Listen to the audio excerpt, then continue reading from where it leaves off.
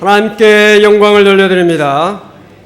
오늘 6월 둘째 주일은 우리 교단 63주년을 맞이하면서 제100회 총회를 기념하는 총회 선교 주일로 지키고 있습니다. 우리 교단은 제100회 총회 주제를 이것을 행하여 나를 기억하라, 성찬 내 깊은 뜻 세상 안에서 라는 부제를 세우면서 총회를 개최했습니다. 이 주제의 말씀은 예수님께서 잡히시던 전날 밤에 제자들과 함께 마지막 만찬을 나누시면서 하신 말씀입니다. 이 저녁 식사가 거룩한 이유는 예수님께서 이 세상에서 마지막 식사를 하셨다고 하는 데 의미가 있는 것이 아니라 그 식사 속에서 예수님의 거룩하신 진리의 말씀이 있었기 때문에 거룩한 식사라고 말하고 있는 것입니다. 예수님께서 그 마지막 만찬 자리에서 식사 자리에서 떡을 떼어 감사하시고 다음과 같이 말씀하셨습니다. 이것은 너희를 위하는 내 몸이니 이것을 행하여 나를 기념하라. 또 식후에 잔을 가지시고 이 잔은 내 피로 세운 새 언약이니 이것을 행하여 마실 때마다 나를 기념하라. 이렇게 말씀하셨습니다. 이 말씀은 우리가 성찬식 할 때마다 늘 읽고 그 말씀을 함께 묵상하는 성찬식 제정의 말씀입니다. 우리 교단이 이 말씀을 본문으로 해서 이것을 행하여 나를 기억하라, 성찬의 깊은 뜻 세상 안에서라는 주제를 세웠습니다. 성찬을 주제로 정한 총회는 이건 장로교의 100년 역사 속에서 처음 있는 일입니다. 우리 교단은 이 주제를 설정하면서 교회의 예식의 틀 안에 갇혀있던 성찬을 세상 밖으로 끌어내서 세상을 위해서 고난당하시고 부활하신 예수 그리스도의 삶을 증거하기를 원하고 있는 것입니다. 일찍이 종교 개혁자들은 설교와 성례전을 교회의 중요한 두 기둥으로 보았습니다. 교회의 원형이라고 할 수 있는 초대교회 성도들의 삶의 모습을 보면 그들이 모일 때마다 설교의 말씀을 들었고 모일 때마다 성찬식을 나눴던 것을 볼 수가 있습니다. 설교는 듣는 말씀이요, 성찬은 먹는 말씀이옵시다. 성도들은 하나님의 백성으로 양육하여서 그리스도의 장성한 분량에까지 이르게 하는 생명의 양식으로서 설교와 성찬식이 다 정말 유용한 그런 생명의 양식이 되고 있는 것입니다. 그럼에도 불구하고 오늘날 대부분의 기독교 개신교 교회에서 설교에 대한 비중은 크게 하고 있지만 반면에 성찬의 비중은 작게 두고 있는 현실입니다. 물론 중세 가톨릭 교회가 말씀의 비중을 작게 했고 교리와 의식에 치우친 결과 진리에서 벗어났고 그것에 대한 반발로 이 개신교가 출발했기 때문에 그런 결과의 열매일 수 있습니다. 그러나 이제 종교개혁 500주년 맞이하면서 그동안에 우리가 소홀히 해왔던 이 성찬의 기둥을 견실하게 세워서 균형 잡힌 교회가 되기 위한 노력을 기울여야 할 것입니다. 기독교 역사를 보면 성찬식 때문에 수많은 논쟁과 분열과 싸움이 있었습니다. 기독교가 종교화되면서 예배를 드리는 예전도 점점 복잡한 형식을 가지게 되었습니다. 성찬식도 신학화가 되면서 교리로 확립되게 되었습니다. 성찬식에 대한 중요한 교리 4가지는 아래와 같습니다. 첫째는 화채설입니다. 오늘 성찬에 대한 말씀을 나누기 때문에 이 성찬의 이론을 평소에 우리가 잘 나누지 않았습니다만 같이 나누기를 원합니다. 이 화채설이라고 하는 이론이 있습니다. 이것은 로마 가톨릭의 견해입니다. 성찬에서 성별 기도한 후에 떡과 포도주가 실제로 예수님의 살과 피로 변한다라고 하는 이론이 바로 이 화채설입니다. 그 다음에 공제설이 있습니다. 이 공제설은 루터의 견해입니다. 성찬에서 떡과 포도주는 주의 살과 피로 변화되지 않고 그대로 있지만 떡과 포도주 속에 그리스도의 신성과 인성이 함께 실제적으로 임재하신다 하는 이론입니다. 세 번째는 상징설입니다. 이것은 찌빙글리의 견해입니다. 성찬에서 그리스도께서 실제로 임재하시는 것이 아니라 성찬은 단지 그리스도의 죽음에 대한 기념이며 상징이다 하는 이론입니다. 그런가 하면 이제 영적 임재설이 있습니다. 이것은 칼빈의 견해입니다. 성찬에 그리스도께서 영적으로 임재하시기 때문에 그 자체는 변하지는 않지만 성령께서 그 떡과 잔을 통해서 그리스도의 살과 피의 공로와 능력을 주신다 하는 이론입니다. 이 네 가지 중에서 여러분들은 어떤 것이 우리의 교회에 지금 적합하다 이렇게 생각하십니까? 네 번째 견해, 칼빈의 견해. 우리 교회가 장로교회이기 때문에 성찬을 우리가 받을 때, 우리가 매번 성찬을 우리가 받을 때 성찬 그 자체, 그 떡과 포도주는 그냥 그대로 있지만 변하지는 않지만 성령께서 그 떡과 잔을 통해서 그리스도의 살과 피의 공로와 능력을 주신다. 이 믿음을 우리가 가지고 성찬식을 거행하고 있는 것입니다. 여러분들 성찬식에 임할 때마다 이 떡과 잔이 예수님의 살과 피로서 그의 능력과 그의 그 공로, 그의 은혜가 우리에게 임한다 하는 믿음을 가지고 매번 성찬에 임하시면서 성찬을 통해서 주시는 하나님의 놀라운 은혜와 축복을 여러분들이 받게 되시기를 주름으로 축원을 드립니다. 이 종교 계획자들의 이 성찬 논쟁은 그의 제자들에게도 이어졌습니다. 그 결과로 루터 교회와 개혁파 교회가 나뉘게 됩니다. 루터파는 독일을 중심으로 해서 만들어지게 됐고 개혁파 교회는 네덜란드와 영국을 중심으로 해서 만들어졌습니다. 그 결과 수많은 교파, 수많은 교회가 생겨나게 됐습니다. 교회는 이 성찬 논쟁 하나만 가지고도 무려 500년 동안이나 다투었습니다. 그러다가 1973년에 스위스 로옌버그라고 하는 회의에서 성찬 논쟁이 끝이 납니다. 그리고 성찬론이 최종적으로 정리가 됐는데 그 내용은 성찬에 관해 루터나 칼빈은 결국 같은 견해를 서로 다르게 표현한 것뿐이다 라고 하는 결론을 맺습니다. 이 견해가 다르다고 하는 거죠. 제가 지금 예를 들면 성경을 제가 들었습니다. 여러분 성경 보면서 성경이 꺼맣다 이렇게 생각하는 사람이 있고 성경이 좀 낡았다 이렇게 생각하는 사람이 있을 수 있고 성경책이 좀 작다 뭐 등등 성경에 자크가 달렸구나 뭐 이렇게 생각한다.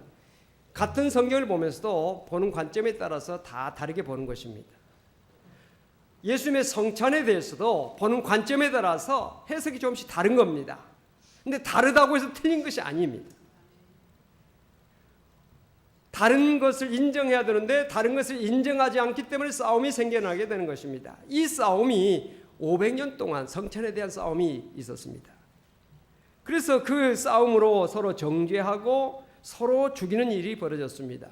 독일의 어느 도시에서는 가톨릭 신도들이 개신교 마을을 공격해가지고 돌과 또 칼로 그래가지고 공격해가지고 3만 명을 죽인 그런 어마어마한 사건이 일어난 적도 있습니다. 개혁자 칼빈도 삼위일체 교리가 다르다고 하는 그런 이유 때문에 세르투스라고 하는 사람을 화형에 처했습니다.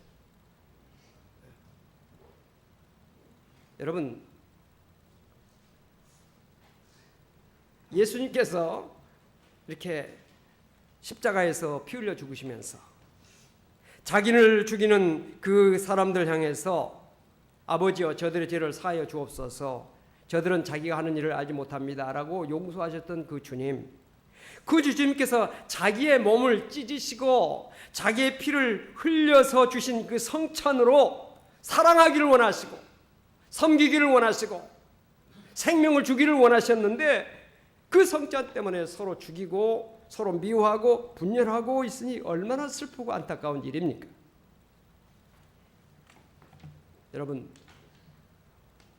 우리가 참으로 이 성찬식을 행할 때마다 또 우리가 예배를 드릴 때마다 신앙생활 할 때마다 주님의 그 원래의 그 정신, 주님의 그 사랑, 주님의 그 진리를 우리가 항상 생각해야 될 줄로 믿습니다.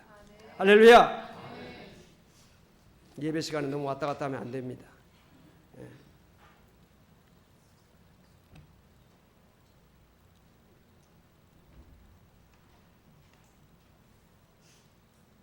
이 성찬식, 이건 우리가 정말 중요한 것입니다.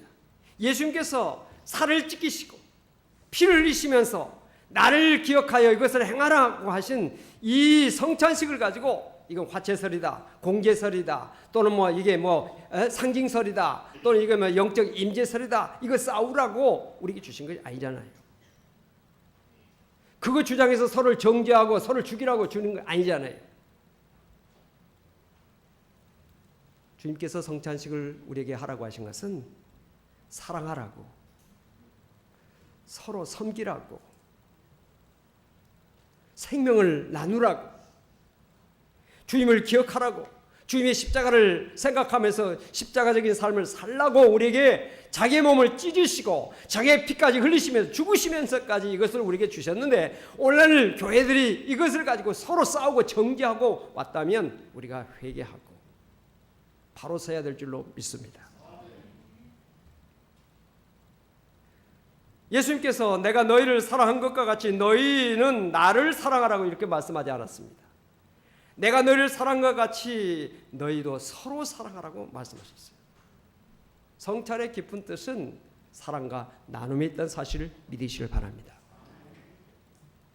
제자들은 예수님의 이 말씀을 듣고 신학적으로 논쟁하지 않았습니다. 서로를 정죄하지 않았습니다. 분열하지 않았습니다. 순종했습니다. 그래서 그 제자들의 삶의 모습이 사도행전 2장에 나타나고 있지 않습니까? 제자들이 어떤 삶을 살았습니까? 자기 것을 내놓고 아낌없이 서로 나누면서 섬기는 삶을 살았던 것을 사도행전 2장을 통해서 우리가 볼 수가 있습니다. 그러므로 정말 세상 사람들이 예수님을 따르는 그 제자들의 삶의 모습을 보면서 칭찬했습니다. 하나님 앞에 영광 돌렸습니다. 뿐만 아니라 선교의 문이 활짝 열려서 많은 사람들이 제자들의 삶의 모습을 보면서 예수를 믿기로 작정하고 교회로 몰려왔던 것을 우리가 사도행전을 통해서 볼 수가 있는 것입니다. 예수님께서 성찬을 주신 것은 교회의 의식으로만 행하라고 주신 것이 아닙니다. 논쟁하고 싸우고 분열하라고 주신 것이 더더욱 아니지요. 예수님께서 성찬을 주신 것은 교회와 세상 속에서 성찬의 삶을 살라고 우리에게 주신 줄로 믿으시길 바랍니다. 사랑을 나누고 생명을 나누는 삶을 살라고 우리에게 주신 것입니다. 성찬뿐입니까? 교회도 마찬가지입니다. 예수님께서 이 땅에 교회를 왜 세우셨을까요? 교회를 세워주신 그 목적이 어디 있을까요? 교회 안에서 논쟁하고 싸우고 분열하고 정죄하라고 주신 것이 결코 아니오시다. 세상을 구원하라고 교회를 세워주신 줄 우리는 분명히 믿고 있는 것입니다. 세상이 교회를 위해서 존재하는 것이 아니라 교회가 세상을 위해서 존재한다는 사실, 이걸 우리는 분명히 알아야 됩니다. 오늘 우리가 교회 안에서 모여가지고 교회만 위해서 서로 교회 안에서만 건물을 세우고 시설을 좋게 하고 교회를 편리하게 하고, 물론 그것도 필요하죠. 그러나 교회 안쪽으로 향한 우리의 관심을 이제는 교회 밖으로 향하는, 교회가 세상을 향해서 존재한다는 그 존재의 특별한 그 의식을 우리가 분명히 하면서 교회의 삶의 방향을 이제는 세상으로 더욱더 나아가는 오늘 우리 교회가 되어야 된다는 것을 우리는 다시 한번 이 말씀 앞에서 깨달아야 될 줄로 믿습니다. 예수님께서 마태복음 5장에서 너희는 세상의 빛이다, 너희는 세상의 소금이라고 말씀하셨습니다. 이 말씀은 우리 그리스도인들이 세상 속에서 어떤 삶을 살아야 될 것인지를 교훈해 주고 있는 말씀이시다. 그런데 오늘 교회의 모습이 어떻습니까? 세상의 빛으로서, 세상의 소금으로서 역할을 하고 있습니까? 아니면 꺼져버린 등불 만지는 소금이 되고 있지는 않습니까? 교회 머리 되신 예수님께서 오늘날 교회들을 보시면서, 아니 오늘 우리 사랑하는 사람, 우리 모든 성도 한 사람 한 사람을 바라보시면서 어떤 생각을 하실까요? 우리 성일교회를 바라보시면서 예수님께서 어떤 생각을 하실까요? 보시기에 좋았다라 하실까요? 심히 좋았다라 하실까요? 좀 뭔가 부족하다 그렇게 하실까요? 오늘 우리가 하나님 앞에서 말씀 앞에서 우리 자신에 대한 점검, 우리 교회에 대한 점검, 한국교회에 대한 점검을 다시 한번 할 수 있기를 바라고 우리 자신을 다시 한번 회개할 수 있는 그런 교회가 될 수 있기를 주의 이름으로 축원을 드립니다. 주님은 교회를 다니는 사람을 원하는 것이 아니라 예수를 제대로 믿는 사람을 원하신다는 사실을 믿으시길 바랍니다. 성찬의 기쁜 뜻 세상 안에서라고 하는 의미는 성도의 삶이 교회 안에서만 머무는 삶이 아니라 세상에서 빛으로, 세상에서 소금으로, 사랑으로, 섬김으로, 생명을 나누는 삶으로 나타나야 한다는 것을 말씀하고 있습니다. 여러분, 우리가 예수님의 모습을 한번 보십시다. 예수님은 만왕의 왕이십니다. 그럼에도 불구하고 예수님께서 나신 것은 어디입니까? 궁궐의 왕자의 모습으로 나시지 않았습니다. 저 작은 유대 나라 베들레헴 마구간에서 태어나셨습니다. 예수님은 온 인류의 대제사장이시지만 예루살렘 성전에 머물지 아니하셨습니다. 오히려 가난한 갈릴리 병들고 소외당하고 고통당하는 자들과 함께 사셨습니다. 세리와 죄인의 친구가 되어 주셨습니다. 오늘날 이 땅의 교회가 어떤 교회가 되어야 될까요? 우리의 성일교회가 어떤 교회가 되어야 될까요? 더 이상 교회 안에서의 소모적인 논쟁, 다툼 그치고 주님의 사랑을 가지고 세상으로 나아가는 교회, 성도 되어야 된다는 것을 다시 한번 우리가 깨달아야 될 줄로 믿습니다. 멸망당할 예루살렘 성을 바라보시면서 우셨던 주님처럼 구원받지 못한 내 형제, 내 이웃을 위한 눈물이 오늘 우리 그리스도인들의 눈물이 되어야 될 줄로 믿습니다. 병든 자를 일으키신 주님께서 영육간의 병든 자들을 사랑의 손길로 붙들어주며 예수 이름으로 일으키는 교회 그리고 성도가 되어야 될 줄로 믿습니다. 절망과 탄식이 팽배한 세상 속에서 소망으로 오신 예수 그리스도를 전하면서 그들에게 소망을 심어주는 오늘 한국교회와 우리 교회가 되어야 될 줄로 믿습니다. 이 땅의 슬픔과 고통 가운데 있는 사람들을 향해서 마음을 열고 슬픔과 고통을 함께 나누는 교회, 성도가 되어야 될 줄로 믿습니다. 분단으로 인하여 형제가 서로 적대시하는 이 현실 속에서 한반도의 평화를 위해서 끊임없이 기도하는 교회가 되어야 될 줄로 믿습니다.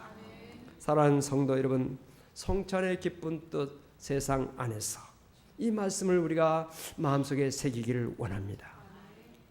저는 이 말씀을 준비하면서 정말 하나님 앞에 회개하는 마음을 갖습니다. 오늘날 한국교회가 바로 서지 못하고 이 세상 속에서 성찬의 삶을 살지 못하고 있는 이 현실 속에서 우리 교회가, 목회자가, 우리 성도들이 이런 삶을 살기 위해서 좀 더 노력해야 된다. 좀 더 한 걸음 나야 되겠다. 우리가 일선운동을 전개하고 있지만은 우리가 정말 세상 속에서 착한 행실을 통해서 주님의 빛을 나타내고 주님의 영광을 나타내야 된다 하는 생각을 하게 됩니다. 왜 선교의 문이 닫히고 있습니까? 초대교회 모습을 보십시오. 그들이 성찬의 삶을 살았을 때 선교의 문이 활짝 열렸던 것을 우리가 볼 수 있지 않습니까? 오늘 우리가 이 시대 속에서 주님의 살을 찢기시고 피를 흘리신 그 성찬의 삶을 우리의 삶 속에서 재현하게 된다면 선교의 문이 더욱더 활짝 열리게 될 것이고 이 땅에 많은 사람들이 주님 앞에 나와 구원받는 놀라운 역사가 나타나게 될 줄로 믿습니다. 총회 선교주의를 맞이해서 우리 성일교회가 더욱더 선교의 영역이 넓어지고 이 땅에 많은 사람들의 삶 속에 예수님의 생명과 예수님의 사랑을 심어지는, 그래서 이 땅에 하나님께서 통치하시는 하나님 나라가 더욱더 이루어지는 귀한 역사가 있게 되시기를 주 이름으로 축원을 드립니다. 기도하시겠습니다. 하나님 아버지 감사합니다. 저희들에게 귀한 사명의 말씀을 주셨는데 저희들이 깨닫지 못할 때가 너무 많습니다.